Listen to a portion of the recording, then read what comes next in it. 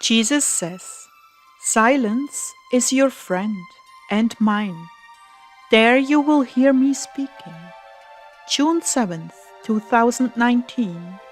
Words from Jesus to Sister Clare, spoken by Jackie.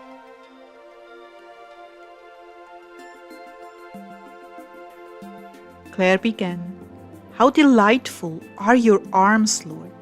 I wish to keep them wrapped around me so much more. I do not want to lose that grace. How sweet it is! Thank you, Jesus, for holding me this morning.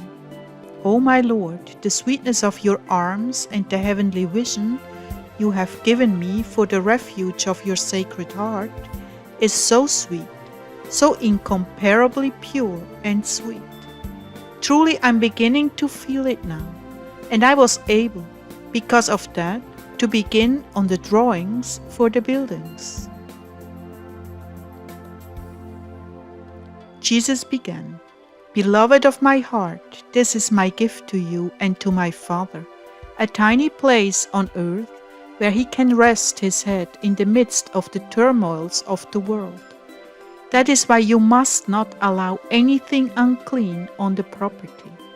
I will forever protect this piece of land, bequeathed to you from on high. For it is truly a place where my heart will find rest."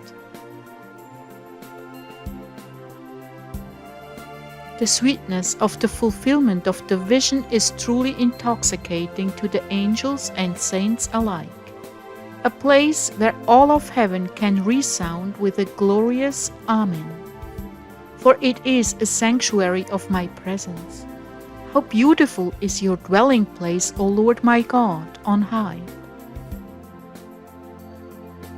Here I will work the mysteries of sublime intimacy with chosen souls.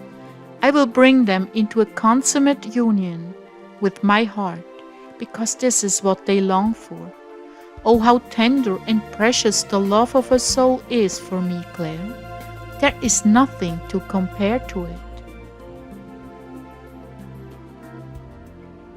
This is why my Father longs for their return and fellowship, that he may indwell them night and day with the infinite love of his being. And I long to inhabit my bride and share fully in her life, dwelling in her glorious beauty, seen by the angels and saints. Yet my beautiful ones, as you are being purified from disordered affections for the world, it will at times be painful for you. Much remains unaddressed, even in my vessel unto honor, Mother Clare. From this place on the mountaintop, she will be given the perspective necessary to lead you, not only deeper into my heart, but to help you navigate the pitfalls of self-will, and how the enemy uses your affections to ruin you, if he could. Yes, he knows you so very well, as he has studied human nature throughout time, and has assigned some of the subtlest demons to entrap you. For this reason, trust in her, and obedience to her wishes is your safeguard. I have endowed you with a conscience, and she will never ask you to violate that place that is sacred between you and I. However, the enemy knows how to weave a deceitful web to catch you. For that reason, do not lean on your own understanding, but do all you can to conform to her directions. She has embraced meekness, when in her right mind, and does not force things on you. Her suggestions may come across as personal preference or unimportant to your way of thinking, but oh, how mistaken you are. These little things have a history behind them, and you would do well to take those gentle requests to heart and live them.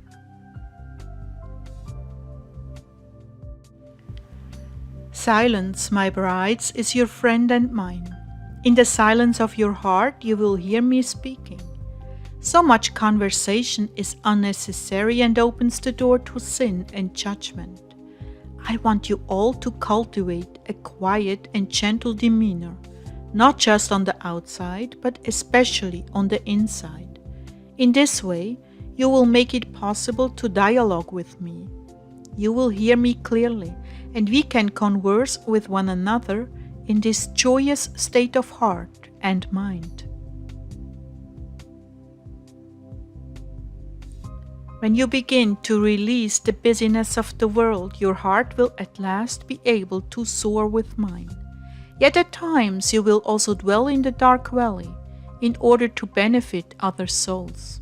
I will teach you the ways of love, sacrifice, and humility, the pillars of a life lived only for me. You will find that the more of the world you dismiss from your mind, the greater and deeper your peace. In this world, you cling to a continuous stream of noises, both of people and places, and the mind is endlessly running like in a squirrel cage. But on the mountain, you will learn to cling to silence. You will not fear the stillness of your soul, neither will you fear the dark. For you are the radiant light shining into the darkness, and I am continually by your side, protecting and nurturing you.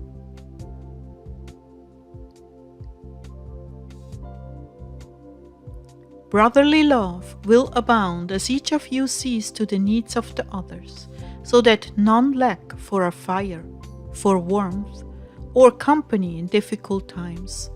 Whatever is needed, in the stillness of your hermitage, you will feel an increasing sense of purity and peace. This life is designed to remove the clutter you have been so accustomed to in the world, to make a giant empty space that I can at last fill. There will be times for sweet fellowship and sharing that is meaningful, as well as contemplative work as you contribute to the community life.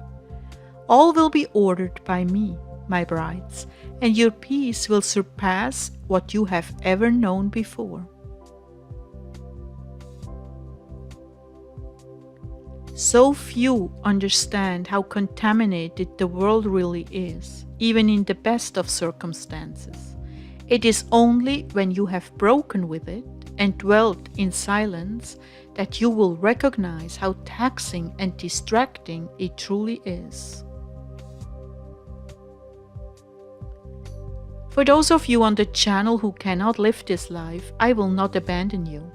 There will be rich lessons from the hermitage, and you also will benefit from them. I have some wonderful teachings planned for you, so please do not think you will not grow with the others. Because as you implement some of the changes into your lives, you also will be filled with more of me.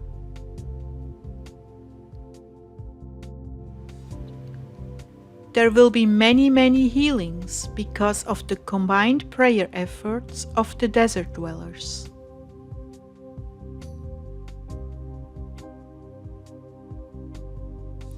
O Lord, these are some beautiful promises.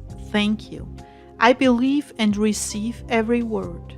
No wonder the enemy has put up such a fight.